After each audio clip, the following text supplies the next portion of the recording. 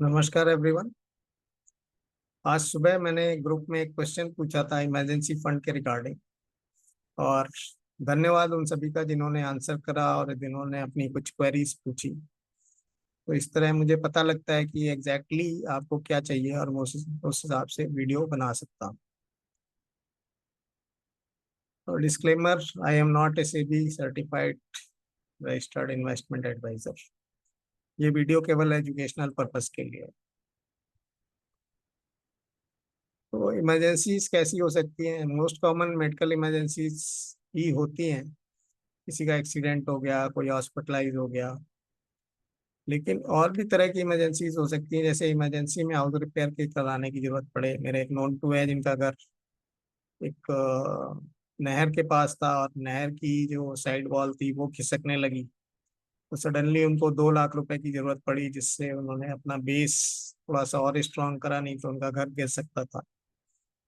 या कोई एक्सीडेंट हो जाए, और इंडिया में गलती किसकी थी ये पता नहीं, लेकिन जो बड़ी गाड़ी होती है उसको कंपनसेशन देना पड़ता है। ये माना जाता है कि उसकी गलती। तो मेरे एक और नोन टू है, उनके साथ ये घटना हुई थी। और सुबह से शाम तक पुलिस और ये सब करने के बाद हॉस्पिटल का 1.5 लाख का बिल उनको इमिडिएटली पे करना पड़ा।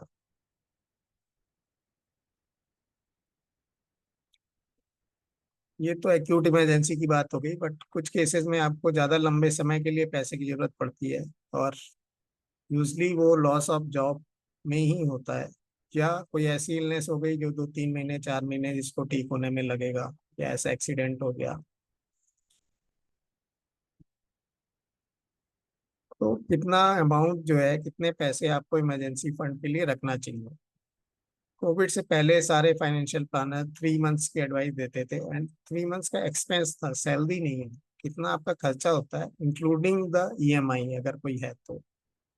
लेकिन कोविड में हमें ये समझ आया कि शायद 3 मंथ्स सफिशिएंट नहीं है, तो 6 मंथ के एक्सपेंस होने चाहिए। 3 मंथ्स आप इन्वेस्टमेंट फॉर्म में भी रख सकते हैं। फिर और भी फैक्टर्स हैं जो हम कंसीडर नहीं करते हैं जब इमरजेंसी फंड। हम केवल एक एक्सेल शीट कैलकुलेट करते हैं। मैं हमेशा बोलता हूँ कि personal finance is more of person less of finance. तो अगर बोथ स्पाउसेस सेम प्रोफेशन में, से फॉर कोविड में दोनों हस्बैंड वाइफ डॉक्टर हैं प्राइवेट प्रैक्टिस में, तो दोनों की प्रैक्टिस बंद हो गई। और मान लीजिए उनका नर्सिंग होम था या कुछ था, तो उसकी ईएमआई तो चलती रहेगी, बिजली का बिल आता रहेगा और खर्चे होते रहेंगे। तो वो उस कंडीशन में आपको दोनों को रखना पड़ेगा पैसा। अगर दोनों ही आईटी जॉब में है और ले ऑफ होने लगा तो दोनों के लिए प्रॉब्लम है। अगर दोनों दूसरी दूसरी सेकंड मतलब अपोजिट ब्रांचेस में है, तो या किसी दूसरी दूसरी ब्रांच में है, तो एक बंदे की जॉब जाएगी तब भी दूसरा बंदा सपोर्ट कर सकता है। फिर आपके एक्सटेंडेड फैमिली, आपके ब्रदर्स सिस्टर्स कजिन्स, वो कैसे हैं, और फ्रेंड्स कैसे हैं, उनका सपोर्ट कैसा है। तो अगर सपोर्ट अच्छा है और सबने 10-10 हज़ार रुपए दिए, तो 50-60 हज़ार रुपए पर मंथ आप ऐसे ही इकट्ठा कर सकते हो, जिसमें आपके घर का खर्चा चल सकता है। लाइफ इंश्योरेंस है तो आपको टेंशन कम होती है। मेडिकल इंश्योरेंस है तो अचानक आपके बहुत पैसे खर्च नहीं होते। कैशलेस फैसिलिटी होनी चाहिए कि आप एडमिट हुए और आपने जो भी उनका टीपीआई कार्ड बोलते हैं वो आपने दिया हॉस्पिटल को, और बाकी काम हॉस्पिटल करेगा। और अगर आप क्रेडिट कार्ड को सेंसिबली यूज करते हैं, तो सपोज मान लीजिए क्रेडिट कार्ड की लिमिट 2.5 लाख है, और आपने केवल 25,000 रुपीज ही खर्च करे हैं, तो आप बाकी पैसा किसी एक्यूट इमरजेंसी में आप क्रेडिट कार्ड को यूज करके पे कर सकते हैं। तो अब ये इमरजेंसी फंड आपको कहाँ पार्क करना चाहिए? बेसिकली 10% आपके पास कैश में होना चाहिए। कैश में क्यों? क्योंकि हम लोगों को सबको आदत लग गई है कार्ड से या यूपीआई से पेमेंट करने की। और से फॉर एग्जांपल 2019 में हमारी एल्यूमनाई मीट थी कानपुर में, वाया लखनऊ हमें जाना था। और उस समय सीए का प्रोटेस्ट हो रहा था, कानपुर में दंगे शुरू हो गए थे। तो डिस्टरबेंस थी, दंगे तो नहीं कहेंगे, लेकिन गवर्नमेंट ने नेट बंद कर दिया था। तो आप यूपीआई यूज नहीं कर सकते, और बैंक सारे बंद थे, तो आप बैंक जाके पैसे नहीं निकाल सकते। और टैक्सी के थ्रू जाना था तो टैक्सी वाले को देने को हमारे पास कैश नहीं था। लकली एक बैंक का एटीएम खुला हुआ था और वहां से पैसे निकले। तो इसलिए मुझे हमेशा लगता है कि हमारी जेब में कुछ ना कुछ कैश जरूर होना चाहिए।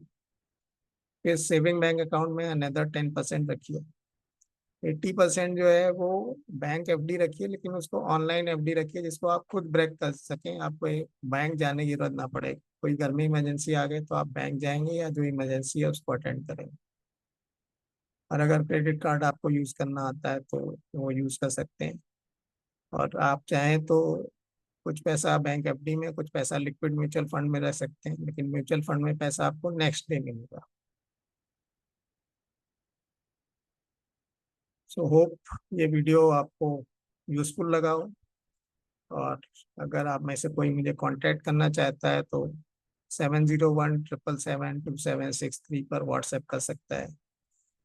तो होप कि आप अपनी पैसे की समझ को बढ़ाकर अपनी और अपने परिवार की क्वालिटी ऑफ लाइफ बेटर करेंगे। यदि इसी शुभकामनाओं के साथ, धन्यवाद।